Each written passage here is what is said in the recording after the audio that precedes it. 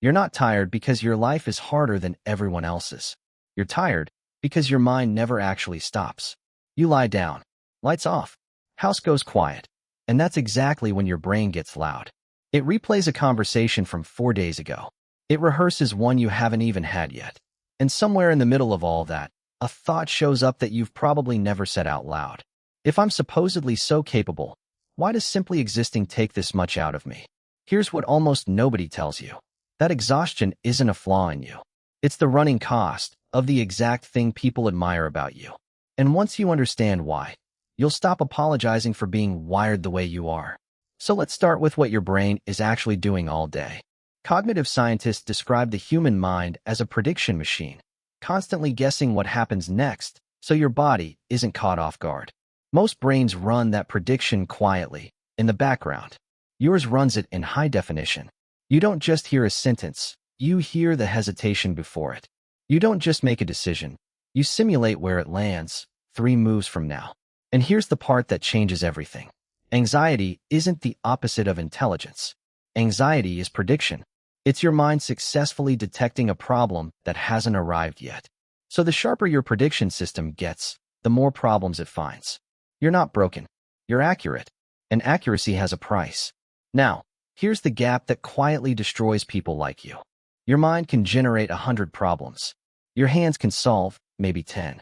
Same 24 hours as everybody else. Same limited energy. Same one body. But you're carrying a mental list built by a machine that never sleeps. So you wake up already behind. Not behind on your work, behind on your own awareness. And your nervous system? It can't tell the difference between a real threat and a vividly imagined one. The stress chemistry fires either way.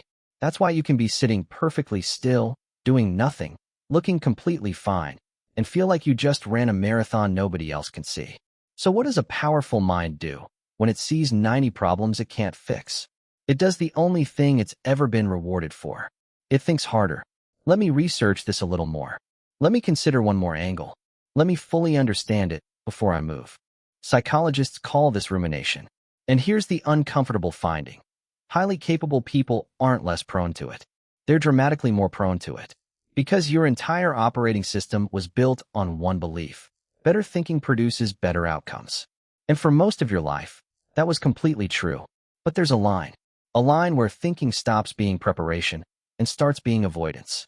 Where you burn more energy getting ready to act than the action itself would ever have cost you. That's not laziness. That's a brilliant tool, being used on a problem it was never designed to solve.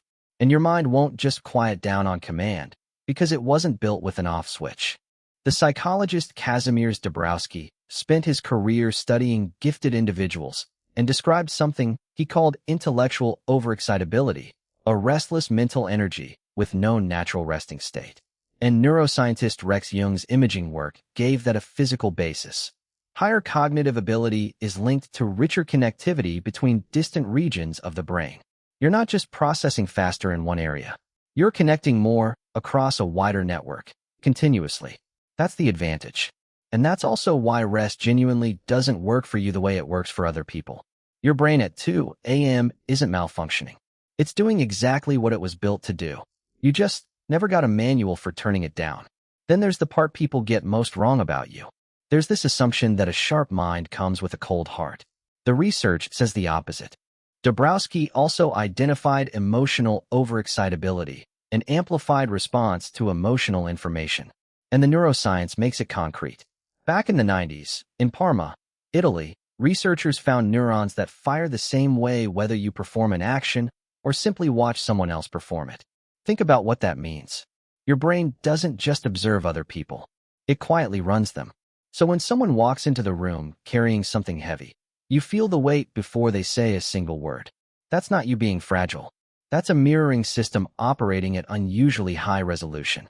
Psychologist Elaine Aron gave this its most useful name, the highly sensitive person, and found it in roughly 1 in 5 people.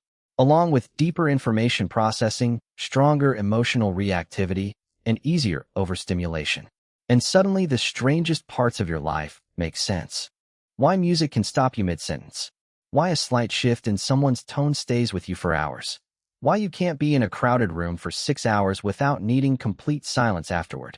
and why you've learned to hide all of it. Because when you did show it, someone told you that you were overthinking, that it's not that deep, but it is that deep for you. And holding an enormous amount of feeling underneath a calm face is its own private form of exhaustion. That's also why the work that matters most is the work you keep not starting. Small tasks, done instantly, but the project that could actually represent you, that one lives permanently at the edge of beginning. And it's not fear of failure. Not really. Before you write a single line, your mind has already rendered the finished version in full quality, and it can already see every place your real output will fall short of it. Carol Dweck's research found this pattern often in gifted individuals. The gap between internal vision and external result becomes unbearable. So the procrastination isn't a lack of caring. It's the presence of far, far too much of it. And the thing you never start is almost always the thing you care about most. And underneath all of it sits the doubt. Not fake modesty. Real, recurring uncertainty about whether your own thinking can be trusted. Which sounds absurd from the outside and makes perfect sense from the inside. Because the deeper you understand any subject, the more clearly you can map everything you still don't know. Intelligence doesn't manufacture certainty. It produces a more honest picture of how much territory is still dark. Add the quiet sense of never fully fitting anywhere, in your job, your friend group, sometimes your own family, and you get the final piece.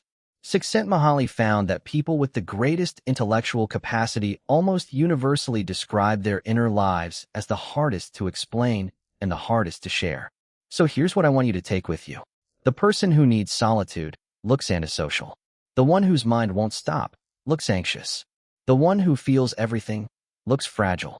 The one who doubts herself looks unsure. But all of it points to the same thing. A mind built to process more, feel more, and go further than most of the environments it moves through. Understanding the cost doesn't make the gift smaller.